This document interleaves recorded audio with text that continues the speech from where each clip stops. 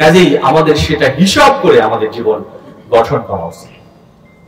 এটা ভাবার সুযোগ নেই যে আমি মনে হয় এখান থেকে বিদায় নিলেই, অনেকেই বলে যে বিদায় নিলেই বেঁচে গেলাম।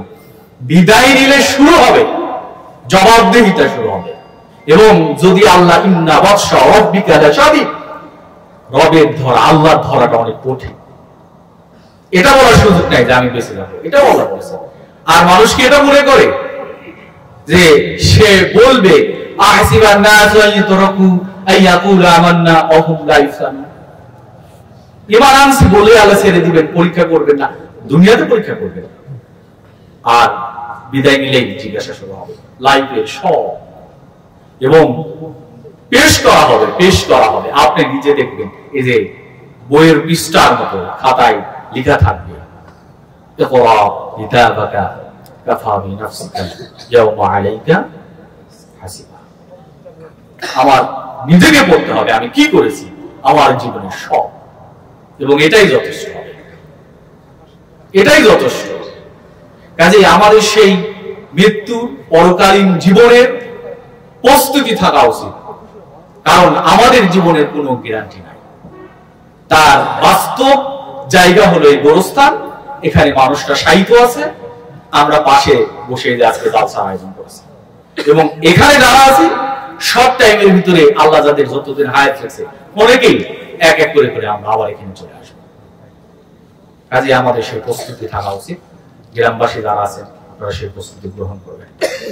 দ্বিতীয়ত, ইসলামের বেসিক, ইসলামের মৌলিক প্রাথমিক অন্তত ধারণাগুলো আমাদের থাকা উচিত। হালাল এবং হারাম স্পষ্ট, যেটা হালাল সেটা হালালি, যেটা হারাম সেটা হারাম। আমি বলে কোনটাকে হালালকে হারাম, হারামকে হালাল করতে পারবো না, পারবো? আল্লাহ বলে দিয়েছে। কাজেই হালাল এবং হারাম স্পষ্ট হওয়া, এরকম নানাবিধ বিধান রয়ে গেছে, আমাকে সেই বিধানের জ্ঞান অন্তত মুসলিম হিসেবে প্রাথমিক জানা উচিত, জানার চেষ্টা করা উচিত। না যদি না জানি, না যদি বুঝি, তাহলে আমরা এই যে পার্থক্য করতে পারবো না। আমাদের জীবনে এই জায়গাটা বেশি গুরুত্বপূর্ণ। এত জানাও লাগবে ব্যাপারটা এরকম না, কিন্তু যা জানি, যতটুকু জানি বা মানা উচিত, আমাদের কমন সেন্স, আমাদের সাধারণ জ্ঞান কি বলে, এটা একটু আমাদেরকে চিন্তা করে আমাদের চলা উচিত। আপনাদের প্রতি অনুরোধ থাকবে যে আমরা একটু প্রাথমিক বিষয়গুলো জানি, মানার চেষ্টা করি, পর্দা মানতে হবে। আমাদের যে অবস্থা, আমরা যেটা আল্লাহ হারাম করেছে, কুল ইন্নামা রাব্বিয়াল হারামা মা জাহরা মিনহা ওয়া মা বাতান, তোমাদের রব প্রকাশ্য এবং গোপনীয় অশ্লীলতাকে হারাম করেছে। যেটা হারাম সেটা হারাম, গোপনে করলেও হারাম, প্রকাশ্য করলেও হারাম।